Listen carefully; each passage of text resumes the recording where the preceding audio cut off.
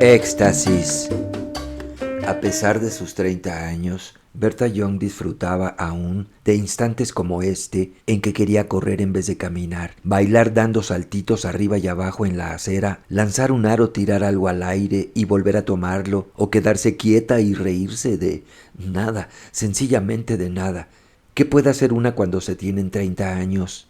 Y al doblar la esquina de tu propia calle, de pronto te quedas traspuesta por una sensación de éxtasis, de absoluto éxtasis, como si de pronto te hubieras tragado un trozo de ese último sol radiante de la tarde y éste te ardiera en el pecho, proyectando una llovizna de chispas en cada partícula, en cada uno de los dedos de las manos y de los pies. Cielos, es que no hay modo de que puedas expresarlo sin estar ebria o fuera de tus cabales. Necia civilización, ¿para qué nos darán un cuerpo si tenemos que encerrarlo en un estuche, como a un Stradivarius?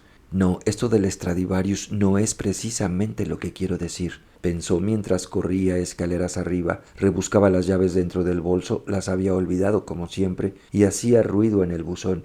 No es lo que quiero decir porque... Gracias, Mary. Entró en el vestíbulo. ¿Ha vuelto la niñera? Sí, señora. ¿Y ha llegado la fruta? Sí, señora, ya ha llegado todo. ¿Quieres por favor subir la fruta al comedor? Yo la prepararé antes de subir. Había tinieblas y hacía mucho frío en el comedor, pero aún así Berta se quitó el abrigo. No podía soportar ni un segundo más aquel broche asfixiante. El aire frío le tocó los brazos, pero en su pecho seguía ese rincón de destello radiante, aquella llovizna de chispas proyectadas hacia afuera. Casi resultaba insoportable, casi no se atrevía a respirar por miedo a avivarla, y en cambio respiraba hondo, cada vez más hondo.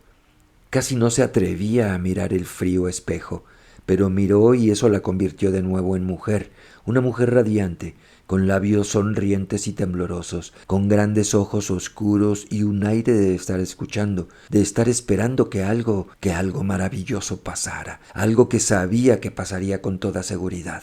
Mary puso la fruta en una bandeja junto con un cuenco de cristal y un plato azul, muy bonito, con un lustre muy raro por encima, como si lo hubieran metido en leche. ¿Quiere que encienda la luz, señora? No, gracias, aún puedo ver muy bien. Había mandarinas y manzanas de color rosa fresa, unas cuantas peras amarillas, suaves como la seda, uvas blancas cubiertas de una pátina de plata y un gran racimo de uvas negras. Estas últimas las había comprado para que hicieran juego con la alfombra nueva del comedor. Sí, sonaba algo estrafalario y absurdo, pero era la verdadera razón por la que las había comprado. En la tienda había pensado, tengo que comprar algunas negras para que la alfombra destaque sobre la mesa, y en aquel momento le había parecido de mucho sentido común. Cuando hubo terminado de colocarlas y hubo construido 2 pirámides con esas formas redondas y relucientes, se apartó unos pasos de la mesa para captar el efecto, y la verdad es que quedaba de lo más curioso, porque la mesa oscura parecía fundirse con la luz de las tinieblas y con el cuenco azul y quedar flotando en el aire. Era claro que en su actual estado de ánimo era increíblemente maravilloso. Se empezó a reír. No, ni hablar, me estoy poniendo histérica. Y recogió el bolso, tomó el abrigo y subió corriendo escaleras arriba al cuarto del bebé. La niñera estaba sentada en una mesita baja dándole la cena a la pequeña Vi después del baño. El bebé llevaba puesto un camisoncito de franela blanco y una chaquetita de lana azul, y llevaba el fino pelito negro peinado hacia arriba en una crestita muy graciosa. Levantó los ojitos cuando vio a su madre y empezó a dar saltos. «Venga, cielito, cómetelo todo como una niña buena», dijo la niñera con los labios apretados de una forma que Berta conocía bien y que significaba que una vez más había entrado en la habitación en mal momento. «¿Se ha portado bien, Nanny?» «Ha sido una delicia toda la tarde», susurró Nanny. «Fuimos al parque y yo me senté en una silla y la saqué del cochecito. Se acercó un perro muy grande y me puso la cabeza en la rodilla. Ella le agarró la oreja y le dio un tirón. Dios santo, tenía usted que haberla visto». Berta deseaba preguntar si no era muy peligroso dejarla que le agarrase la oreja a un perro desconocido, pero no se atrevió. Se quedó mirándolas con las manos caídas a los lados como la niña pobre delante de la niña rica con muñeca. El bebé volvió a levantar los ojos para mirarla. Se quedó con la mirada fija en ella y después puso una sonrisa tan linda que Berta no pudo evitar llorar. «Nanny, Nanny», Déjeme que termine yo de darle la cena mientras usted recoge las cosas del baño. La bebé volvió a levantar los ojos para mirarla, se quedó con la mirada fija en ella y después puso una sonrisa tan linda que Berta no pudo evitar llorar. Nani, déjeme que termine yo de darle la cena mientras usted recoge las cosas del baño. Bueno, señora, no es bueno que cambie de brazos mientras come, dijo Nani sin dejar de susurrar. Eso la pone nerviosa, es muy probable que la haga enfadar. Qué absurdo era todo. ¿Para qué tener una niñita si hay que guardarla? No ya en un estuche como un Stradivarius, pero en los brazos de otra mujer. Lo siento, tengo que hacerlo, dijo. Muy ofendida, Nani se la puso en los brazos. Ahora no la excite después de comer. Sabe que usted lo hace, señora, y luego me hace pasar un mal rato. Santo cielo, Nani salió del cuarto con las toallas del baño. Bueno, ahora eres toda mía, mi joyita, dijo Berta, y la niña se acurrucó contra ella. Comía que era una maravilla, abriendo mucho la boca para la cuchara y zarandeando las manos. Unas veces no soltaba la cuchara y otras, justo cuando Berta la había llenado, la tiraba por los aires de un manotazo. Cuando el puré se terminó, Berta se volvió hacia la chimenea. Eres bonita, eres muy bonita, dijo besando a su bebé tan calientita. Te tengo, cariño, me gustas. Y de hecho, ¿de qué manera adoraría a la pequeña Vi? El cuello cuando lo doblaba hacia adelante, sus exquisitos dedos del pie reluciendo transparentes a la luz del fuego, que le sobrevino de nuevo la sensación de éxtasis absoluto, y de nuevo no supo cómo sacarla fuera, qué hacer con ella. Quieren que se ponga al teléfono, dijo Nani regresando victoriosa y tomando a su pequeña Vi. Voló escaleras abajo. Era Harry. Ah, ¿eres tú, Bear? Oye, voy a llegar tarde, tomaré un taxi e iré para allá lo antes que pueda, pero haz que retrasen la cena 10 minutos, ¿quieres? ¿De acuerdo? Sí, perfecto. Ah, Harry. Sí. ¿Qué tenía que decir? No tenía nada que decir, solo deseaba hablar con él un momento. No podía gritar de manera absurda. ¡Qué día maravilloso! ¿Me querías decir algo? Dijo deprisa la vocecita. Nada, entendú, dijo Berta y colgó el auricular, pensando en lo rematadamente necia que era esta civilización.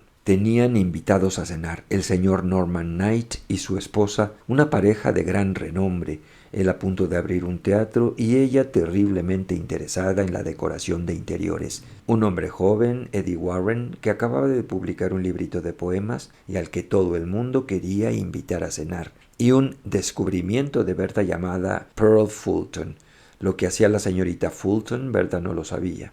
Se habían conocido en el club y Berta se había fascinado con ella, como se fascinaba siempre con mujeres guapas con un halo de misterio.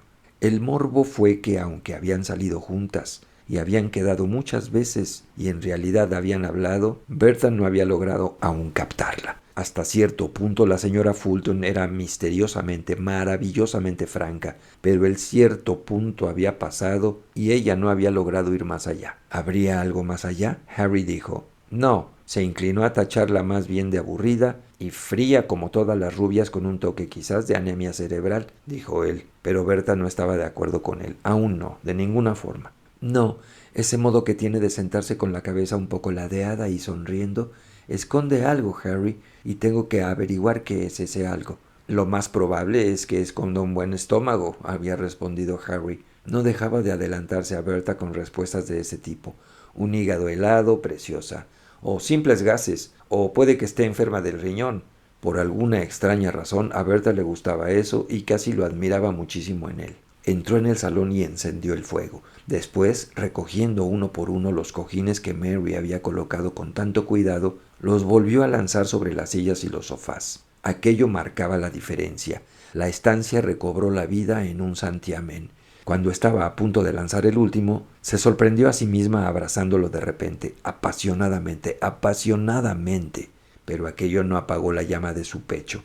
Todo lo contrario. Los ventanales abiertos del salón daban a un balcón desde el que se divisaba el jardín. Al final de todo, contra el muro, había un peral alto y esbelto en pletórica floración. Se erigía con absoluta perfección, tan plácido contra el cielo de verde jade. Berta no pudo evitar percibir, incluso desde esta distancia, que no tenía ni un solo brote ni pétalo marchito. Debajo, en los arriates del jardín, los tulipanes rojos y amarillos colmados de flores parecían apoyarse en el crepúsculo, Un gato gris arrastrando la panza cruzaba el césped deslizándose y uno negro, su sombra, le seguía el rastro. Mirarlos tan absortos y tan veloces le produjo a Berta un curioso escalofrío. «¡Qué cosa más horripilante son los gatos!», balbuceó. Se apartó de la ventana y empezó a andar de un lado a otro. Qué fuerte olían los junquillos en la sala cargada. ¿Demasiado fuerte? Oh, no. Y así como si hubiera sido vencida, se lanzó a un sillón y se apretó los ojos con las manos. «Soy demasiado feliz», murmuró, y le pareció ver en sus párpados el precioso peral con sus flores abiertas de par en par como un símbolo de su propia vida. En realidad lo tenía todo. Harry y ella seguían tan enamorados como siempre y continuaban juntos magníficamente bien y realmente eran buenos compañeros. Tenían una bebé adorable, no tenían que preocuparse por el dinero, tenían esta casa ultra cómoda con jardín y amigos modernos, emocionantes. Escritores, pintores, poetas o personas interesadas por los problemas sociales, justo la clase de amigos que ellos deseaban. Y también había libros y había música, y ella había descubierto un sastrecillo maravilloso y se iban al extranjero en verano y la nueva cocinera hacía las tortillas más exquisitas.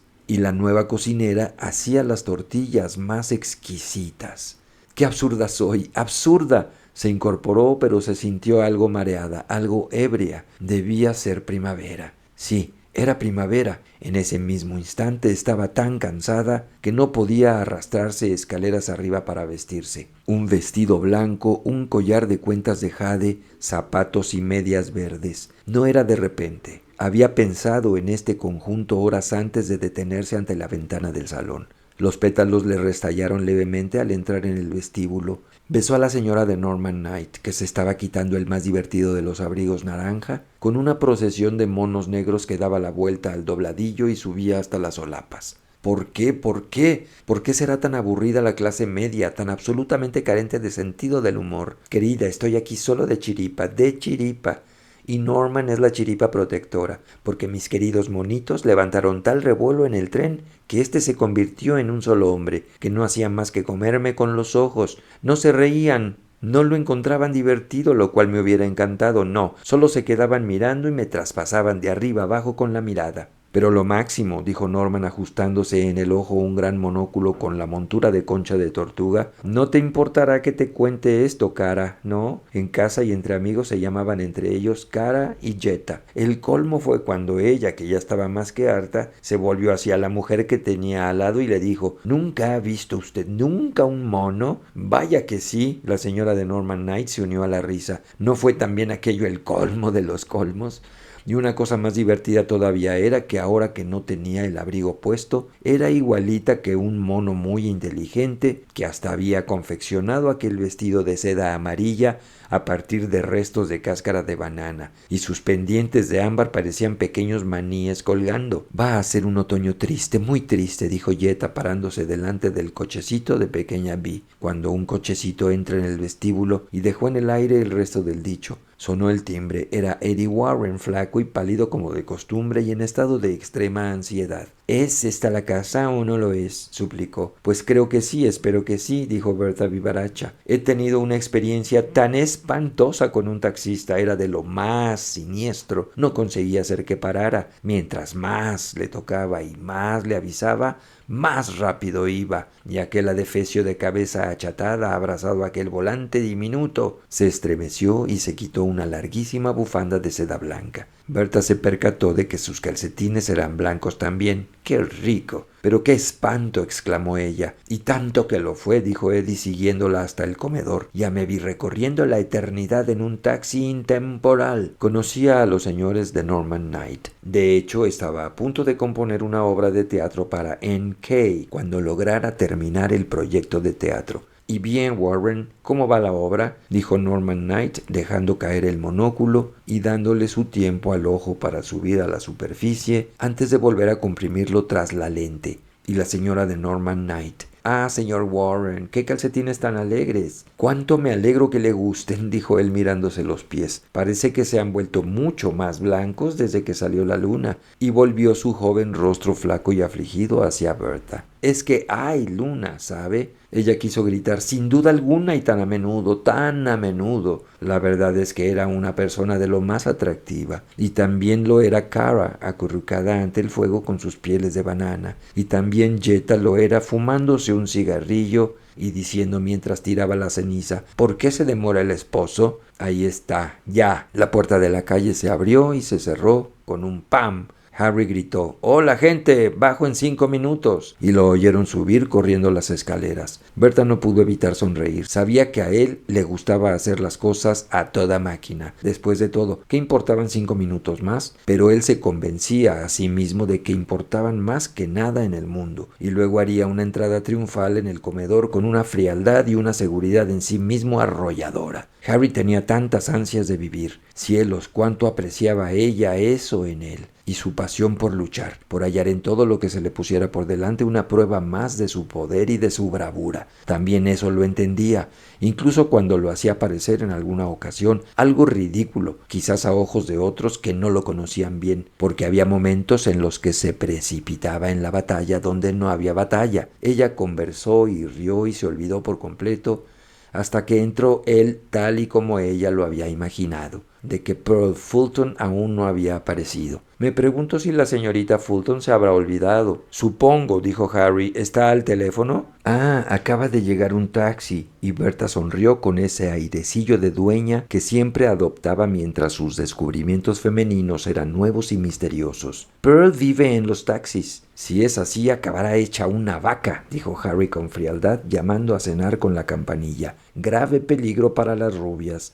Harry, no, por favor, le advirtió Berta mirándolo con una risotada. Otro momentito de nada pasó mientras esperaban, riendo y charlando, un pelín demasiado a sus anchas, un pelín demasiado inconscientes. Y entonces entró la señorita Fulton, toda de plata, con una redecilla plateada recogiéndole el pelo rubio claro, sonriendo con la cabeza un poco ladeada. ¿Llego tarde? No, en absoluto, dijo Berta. Pasa, y la tomó del brazo y entraron en el comedor. ¿Qué había en aquel roce de aquel brazo frío que avivara y avivara, hasta empezar a encender aquella llama del éxtasis con la que Berta no sabía qué hacer? La señorita Fulton no la miró, aunque de todos modos raramente miraba a las personas cara a cara. Los pesados párpados le reposaban sobre los ojos y esa extraña media sonrisa iba y venía a sus labios como si viviera más de escuchar que de mirar. Pero Berta supo enseguida, como si se hubieran cruzado la más prolongada e íntima mirada, como si se hubieran dicho una a otra, ¿tú también?, que Pearl Fulton estaba sintiendo exactamente lo mismo que ella mientras removía la preciosa sopa roja en el plato gris. Y los demás, Kara y Jetta, Eddie y Harry, con sus cucharas y entrando y saliendo de la sopa, secándose los labios con sus servilletas, desmigando el pan, jugueteando con los tenedores y los vasos y charlando. La conocí en el show de Alpha. ¡Qué criatura más rara! No solo se había cortado el pelo, sino que parecía como si se hubiera seccionado más que un buen trozo de brazos y piernas con las tijeras, y del cuello y también de su pobre naricita. ¿No está de lo más lié con Michel Oud, el tipo que escribió Amor con dientes postizos? Quiere escribir una obra de teatro para mí, solo un acto, solo un hombre decide suicidarse, de todas las razones por las que debía hacerlo y por las que no, y justo cuando ya se había decidido por hacerlo o por no hacerlo, telón, la idea no está nada mal. ¿Cómo lo va a llamar? ¿Dolor de estómago? Creo haber visto alguna vez la misma idea en una revistita francesa, totalmente desconocida en Inglaterra. No, no la conocían, eran encantadores, encantadores, y ella adoraba tenerlos allí, sentados a su mesa, y adoraba ofrecerles comida y vino deliciosos. De hecho, deseaba decirle lo exquisitos que eran y qué grupo más estético formaban, cómo se hacían destacar entre sí y cómo le recordaban una obra de Chekhov. Harry estaba disfrutando de su cena. Formaba parte de su, bueno, no exactamente de su naturaleza y desde luego no de su talante, de su lo que quiera que fuese, y vanagloriarse de su mórbida pasión por la carne blanca de la langosta y por el verde de los helados de pistacho, verdes y fríos como los párpados de las bailarinas egipcias. Cuando la miró y dijo, Berta es una soufflé absolutamente admirable, ella casi se echó a llorar como una niña de la emoción. ¡Ay, por ¿Por qué se sentía tan tierna con todo el mundo esta noche? Todo era bueno, todo estaba bien, todo lo que iba pasando parecía volver a llenar su rebosante copa de éxtasis. Y sin embargo, en el fondo de su mente seguía el peral. Ahora estaría plateado a la luz de la luna de mi pobrecillo Eddie, plateado como la señorita Fulton, sentada allí, dándole vueltas a una mandarina con aquellos dedos delgados tan pálidos que parecían irradiar luz. Lo que sencillamente no lograba entender, lo que era milagroso, era de qué manera había podido adivinar su estado de ánimo con tanta precisión y de forma tan instantánea, porque ni por un momento dudó de si podía estarse equivocando, y aún así, ¿en qué se basaba? En nada de nada. Creo que esto ocurre muy rara vez entre mujeres, y nunca entre hombres, pensó Berta, aunque quizá me dé alguna señal mientras preparo el café en el salón. Lo que quería decir con aquello no lo sabía, y lo que ocurriría después de aquello no podía imaginárselo. Mientras pensaba todo esto, se veía a sí misma charlando y riéndose. Tenía que hablar para sofocar su deseo de reír. O río o me muero, aunque al percatarse de la insignificante costumbre tan simpática de meterse algo dentro del escote, como si también allí guardara un puñadito de maní en secreto, Berta se tuvo que enterrar las uñas en las palmas de las manos para no extralimitarse riéndose. Por fin se le pasó y... «Ven a ver mi cafetera nueva», dijo Berta. «Solo tenemos una cafetera nueva cada 15 días», dijo Harry. Cara la tomó esta vez del brazo. La señorita Fulton la dio la cabeza y la siguió. El fuego en el salón se había reducido a un rojo chisporroteante.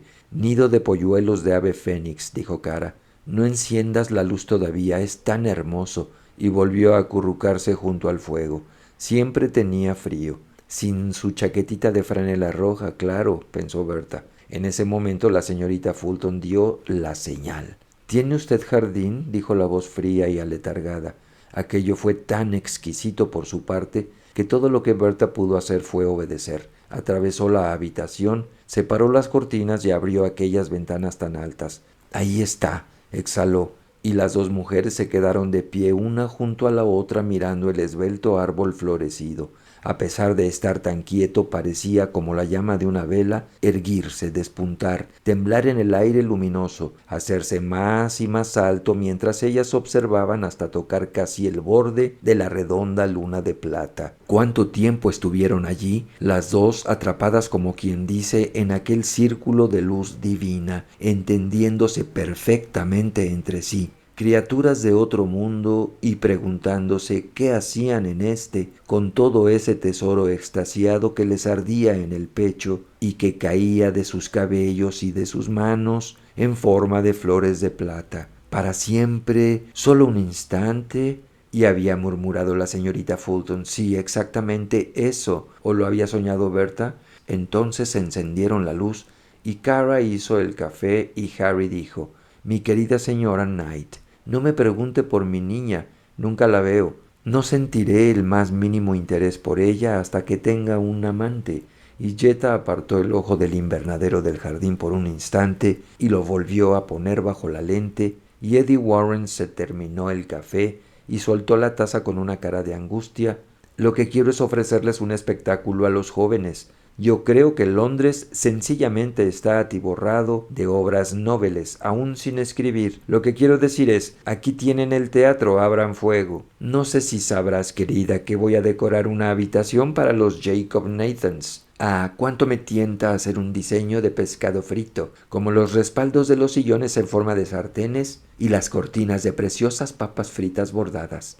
El problema con nuestros jóvenes escritores es que son todavía demasiado románticos. Uno no puede hacerse a la mar sin marearse y pedir una palangana. En fin, ¿por qué no tendrán la valentía de usar palanganas? Un poema espantoso sobre una muchacha que fue violada por un pordiosero sin nariz en un bosquecillo». La señorita Fulton se hundió en el sillón más bajo y más hondo y Harry repartió cigarrillos. Por el modo en que se quedó parado delante de ella, agitando la caja plateada y diciendo con brusquedad: «Egipcio, turco, de Virginia, están todos mezclados». Berta se dio cuenta de que Pearl no solo lo aburría, realmente le desgastaba, realmente le desagradaba, y decidió, por el modo en que la señorita Fulton dijo: «No, gracias, no fumaré», que también ella sentía lo mismo hacia él y se sintió herida. Cielos, Harry, que no te desagrade. Estás completamente equivocado con ella. Es maravillosa, maravillosa.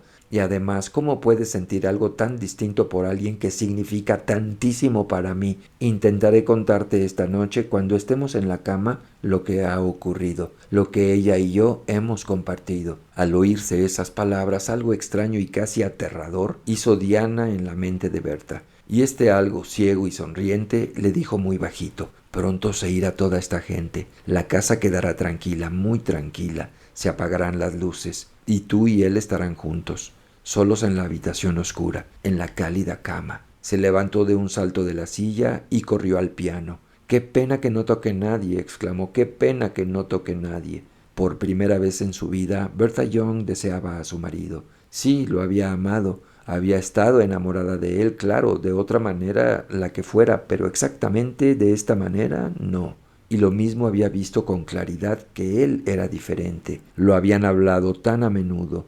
Le había preocupado tantísimo al principio descubrir que era tan frígida, pero pasado un tiempo aquello parecía no importar. Eran tan sinceros el uno con el otro, tan buenos compañeros. Eso era lo mejor de ser modernos. Aunque ahora, ardorosamente, la palabra dolía en su ardoroso cuerpo. Era a esto a lo que aquel sentimiento de éxtasis la había estado conduciendo, pero de pronto... «Querida», dijo la señora Norman Knight, «ya conoces nuestra lacra. Somos víctimas de los horarios y de los trenes. Vivimos en Hampstead. Ha sido maravilloso». «Los acompañaré al vestíbulo», dijo Berta. «Me ha encantado tenerlos aquí, pero no deben perder el último tren. ¿No sería horrible?» «¿Tomas un whisky, Knight, antes de irte?», preguntó Harry. «No, gracias, amigo mío». Berta le dio la mano con un buen apretón por aquello. «Buenas noches, adiós», gritó desde el último escalón de arriba, sintiendo que aquel yo secreto se libraba de ellos para siempre. Cuando volvió a entrar en el salón, los demás se estaban marchando. «Entonces puedes venir parte del recorrido en mi taxi. Le agradezco tanto no tener que enfrentarme a otro recorrido yo solo después de mi espantosa experiencia. Pueden conseguir un taxi en la parada que está justo al final de la calle. No tendrán que caminar más de algunas yardas». «Eso me tranquiliza. Iré a ponerme mi abrigo». La señorita Fulton se fue hacia el vestíbulo y Berta la estaba siguiendo cuando Harry casi la tiró al adelantarla. «Permítame que la ayude». Berta vio que se sentía arrepentido de su rudeza. Lo dejó pasar. Qué maravilla de hombre era en algunas cosas, tan impulsivo, tan sencillo. Y los dejaron a Eddie y a ella junto al fuego de la chimenea. «Me pregunto si has visto el nuevo poema de Wilkes titulado Table d'Eau», dijo Eddie con voz suave. «Es tan maravilloso. En la última antología. ¿Tienes un ejemplar? Me gustaría tanto enseñártelo. Empieza con un verso increíblemente hermoso. ¿Por qué debe ser siempre sopa de tomate?» «Sí», dijo Berta, y se fue sigilosamente a una mesa frente a la puerta del salón, y Eddie se deslizó sigilosamente tras ella. Ella tomó el librito y se lo dio. No habían hecho el menor ruido. Mientras él buscaba el poema, ella volvió la cabeza hacia el vestíbulo y vio. Harry estaba con el abrigo de la señorita Fulton en sus brazos y la señorita Fulton dándole la espalda y cabizbaja. Tiró el abrigo, le puso las manos en los hombros y la giró hacia él violentamente. Sus labios dijeron: «Te adoro». Y la señorita Fulton le puso sus dedos de claro de luna en las mejillas y le sonrió con una sonrisa aletargada. Las aletas de la nariz de Harry temblaban. Los labios se le encogieron en una horrible sonrisa al musitarle: «Mañana». Y la señorita Fulton dijo con los párpados: «Sí». «Aquí está», dijo Eddie. «¿Por qué debe ser siempre sopa de tomate? Es tan profundamente verdadero, ¿no te parece? La sopa de tomate es tan espantosamente eterna». «Si lo prefieres», dijo la voz de Harry muy alto desde el vestíbulo, «puedo pedir que venga un taxi hasta la puerta». No es necesario», dijo la señorita Fulton, y fue hasta donde estaba Berta y le tendió sus delgados dedos. «Adiós, muchísimas gracias». «Adiós», dijo Berta. La señorita Fulton le sostuvo la mano un momento más. «Su precioso peral», murmuró, y después se había ido con Eddie detrás, como el gato negro que sigue al gato gris. «Yo cerraré todo. dijo Harry con una frialdad y una seguridad en sí mismo arrolladora. Su precioso peral, peral, peral. Berta sencillamente corrió a las ventanas altas. «Ah, ¿qué va a pasar ahora?», exclamó, pero el peral estaba tan hermoso como siempre y tan repleto de flores e igual de quieto.